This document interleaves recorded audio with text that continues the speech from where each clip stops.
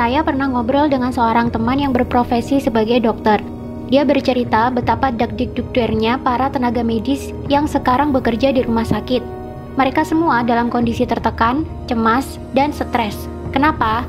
Karena pasien-pasiennya, baik yang positif COVID-19 maupun PDP, jumlahnya semakin banyak dari hari ke hari. Dan mereka ada kewajiban merawat orang-orang yang jumlahnya seambrol itu di rumah sakit. Yang mana sebelumnya pihak rumah sakit tentu tidak mengira akan ada wabah pandemi seluas ini di 2020.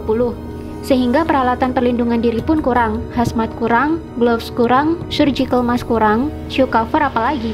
Googles juga kurang banget. Makanya ada yang cerita, katanya untuk menghemat hazmat yang sekali pakai itu, ada dokter yang memakainya selama 9 jam. Nggak boleh dilepas, karena sekali dilepas, harus dibuang dan diganti dengan yang baru, yang steril. Sedangkan stok sangat terbatas. Jadi dalam 9 jam itu, dokter tidak boleh makan, minum, pipis, dan BAB. Biar APD, terutama hazmat yang sudah dipakai tidak perlu dilepas dan dibuang.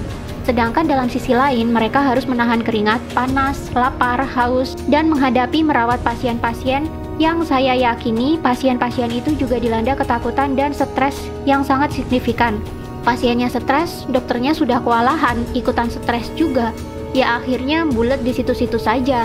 Pasiennya nggak sembuh-sembuh, dokternya juga lama-lama capek dan ikutan stres. Yang nggak kuat fisiknya akhirnya ikutan tepar.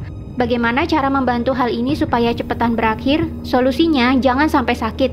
Saya di awal sudah sangat tidak setuju dengan masifnya media-media mainstream yang bolak-balik memberitakan angka penderita COVID-19 setiap saat. Memberitakan jumlah korban meninggal, memberitakan korban meninggal yang jenazahnya ditolak, memberitakan warga dan tenaga medis yang diusir dari kampung atau kompleks akibat COVID-19, dan masih banyak lagi. Apakah ada media yang memberitakan bahwa banyak penyakit-penyakit lain yang sudah biasa kita temui di kehidupan sehari-hari sebenarnya justru lebih mematikan? Coba Anda lihat data berikut ini. Penyakit kanker setiap tahunnya membunuh 8,9 juta jiwa. Berarti dalam setiap bulan ada sekitar 741.600 lebih manusia yang meninggal. COVID-19 sejak jadi pandemi hingga April 27, 2020 membunuh hanya 198.842 jiwa saja. Silakan Anda cek sendiri di situs resmi WHO.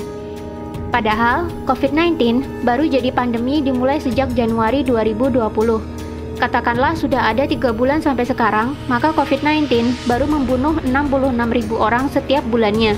Jumlahnya loh, cuma 8,9% dibandingkan dengan kematian akibat kanker.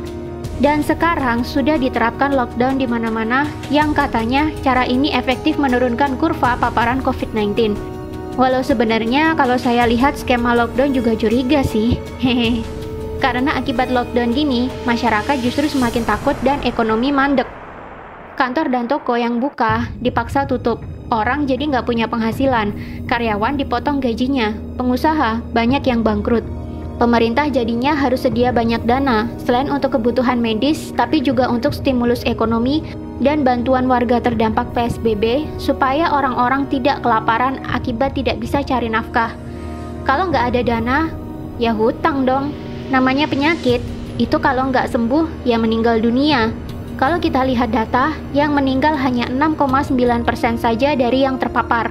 Berarti yang 93,1% kemungkinan sembuhnya tinggi. Ayo melek data, jangan mau otaknya ditakut-takutin media.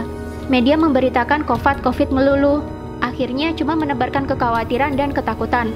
Orang yang khawatir, takut, was-was, sistem imun tubuhnya malah turun. Akhirnya malah kena penyakit macam-macam. Kalau dia bolak-balik melihat berita COVID, dan dia jadi khawatir dan stres karena COVID, dia bisa saja malah kena COVID-19 sungguhan.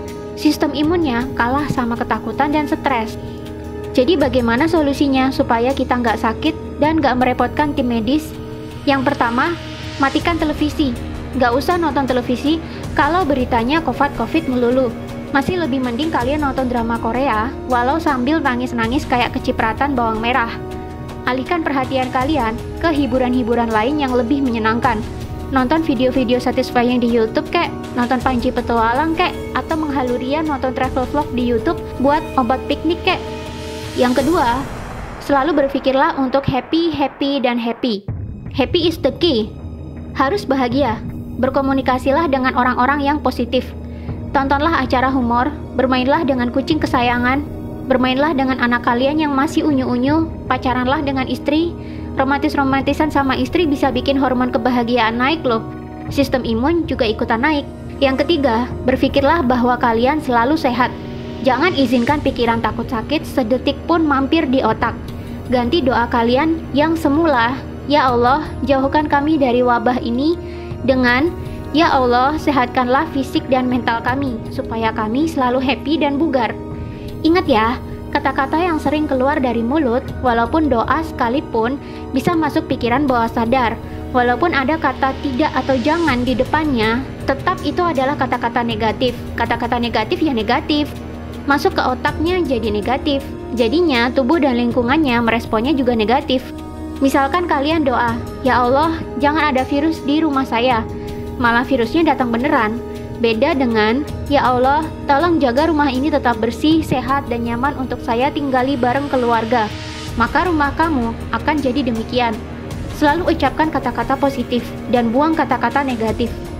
Keempat, rutinlah olahraga.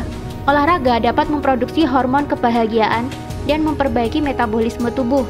Jiwa yang happy dan metabolisme tubuh yang baik akan menghasilkan imun tubuh yang kuat. Kelima, jaga kebersihan. Sering-sering cuci tangan pakai air dan sabun, tanpa rasa khawatir. Cuci tangan karena niatnya pengen bersih, bukan karena takut COVID-19. Percuma kamu cuci-cuci bolak-balik sampai pakai sabun dicampur alkohol sekalipun, tapi kalau pemikiranmu isinya takut saja, ya resiko tertular COVID-19-nya malah tinggi. Keenam, jaga jarak. Kita mungkin kuat atau kebal, tapi orang lain belum tentu. Mari hargai mereka dengan tidak dekat-dekat dan selalu pakai masker kemana-mana, terutama jika berhadapan dengan orang lain. Intinya adalah bahagia, happy, sehat, pikiran tenang, dibawa slow aja. Jangan sampai kamu masuk ke rumah sakit. Sekalinya kamu masuk rumah sakit, maka kamu akan bertambah stres, karena di sana isinya juga pasien-pasien yang lebih banyak stresnya ketimbang sakitnya. Gak usah terlalu perhatiin media. Matiin televisinya kalau beritanya gak enak melulu. Hiburan masih banyak. Ayo melek data. Jangan mau ditakut-takutin media.